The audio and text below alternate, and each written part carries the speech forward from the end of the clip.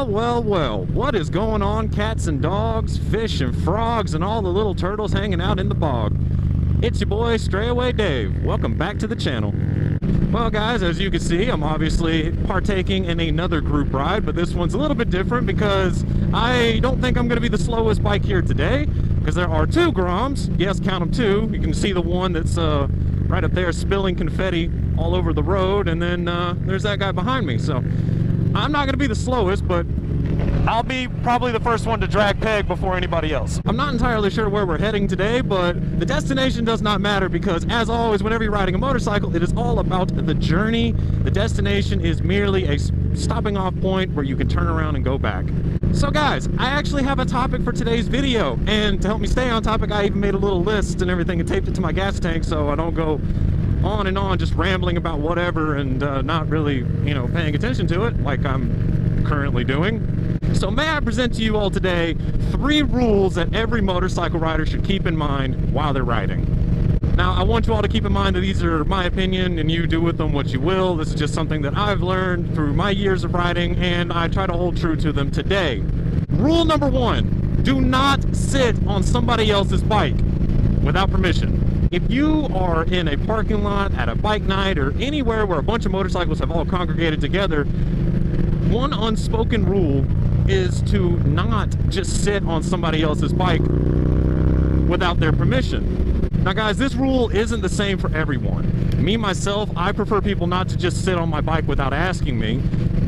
You know, if you ask me, I'm always going to say yes, unless there's like some extenuating circumstance where I don't want you sitting on my bike. But it's, you know, it's a harmless act that people can get really, really pissed off about. It's kind of a respect thing. I bought the bike. I worked hard to save up the money for the motorcycle. I've done all my mods or whatever like that. You know, I've taken the time and the energy to own this thing, maintain it, and just all around, it's my property. You know what I mean? I own the bike. Therefore, I don't see why some random person has the right to just sit on my shit without asking for permission. Everyone is pretty different when it comes to it. A lot of people just straight up don't care, and a lot of people care way too much. Like that scene in Sons of Anarchy where he just beats the hell out of the dude for sitting on his bike. Don't ever sit on another man's bike. So shout out sport bike riders, keep that in mind if you sit on a Dyna Bros bike. He's gonna whoop your ass and steal your girl. Alright guys, so that brings me to rule number 2, and this one actually does kind of pain me a little bit to say and to acknowledge out loud, but not everyone who rides a motorcycle is or wants to be your friend. I know that's probably not what everybody wants to hear, but let's be honest, whether you describe being a biker or a motorcycle rider as a brotherhood or everyone is family and shit like that, I'm sorry, dude, but that's just plain not true. I think that misconception comes from whenever you're out riding and you see another guy or another gal on a motorcycle, you give them the 2-finger biker wave, and we're all supposed to just pretend that we're cool together, we respect each other, we can, you know, have each other's backs through whatever, and like, dude, no, that's a random stranger. That person doesn't know you, you don't know them, and they don't owe you anything, and furthermore, you don't owe them anything. I think all of it kind of boils down to just the normal human aspect of everything. Like, what's this person's personality?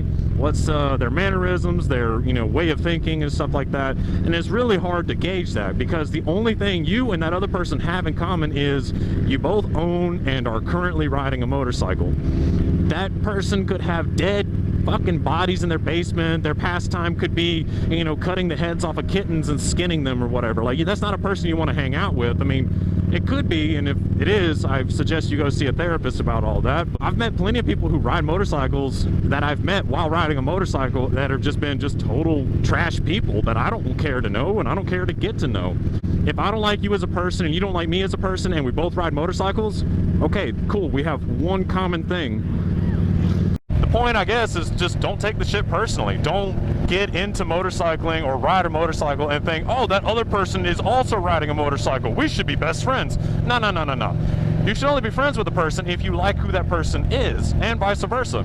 Like, don't get too attached to the idea that we're all in this together, because let's be real, some people are not. There are those rare people out there that see another motorcyclist or another rider or another biker and they just automatically have respect for that person. They're open and they talk to them and it all works out. Yeah, it does happen. I'm not saying don't talk to anybody. I'm just saying keep in mind that not everybody's like that. So don't take it personally if it doesn't come out as we both ride motorcycles and now we're best friends.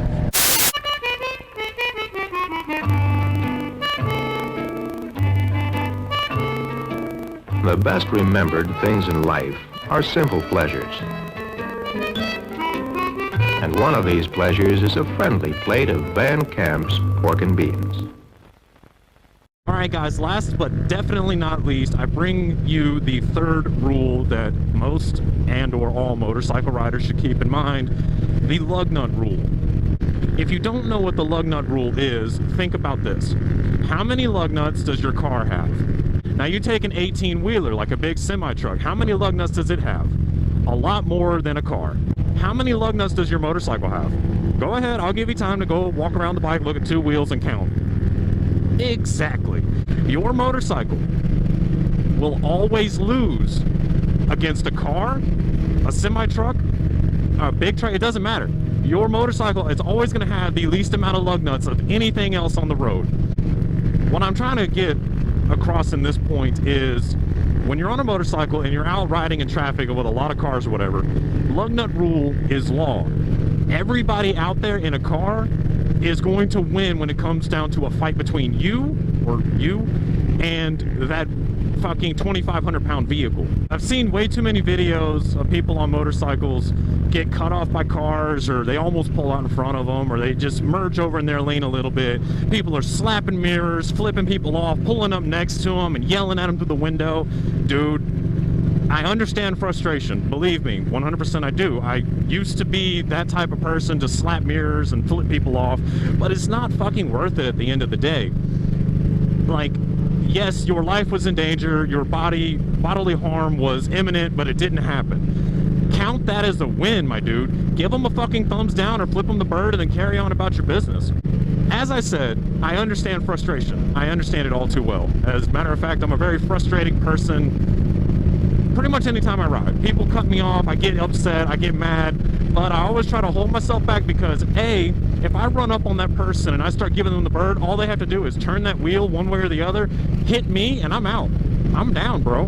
What I like to do is take a second, realize that I'm okay. I am no longer in any situation that is going to cause me harm or death or anything like that, and I try to just give them the thumbs down. I've not done too much research on this, but I have discovered kind of that the thumbs down does a lot more to hurt somebody's ego than the middle finger. The middle finger tends to just piss people off and make them want to, you know, retaliate. The thumbs down really does something to somebody's like psyche, man. It like kind of breaks them a little bit. Now, all of that said, if you do disagree with me, please leave a comment down below, because I would love to have an intellectual conversation with somebody that does not agree with my opinions. And if you do agree with my opinion, go ahead and hit the like button and leave a comment saying why you agree with me. Tell me your experience when it comes to road rage, sitting on somebody else's bike, somebody sitting on your bike, or, you know, meeting bikers or motorcyclists and not having a good time. Hi, Corey. Well, guys, I think that's pretty much going to wrap this video up for me.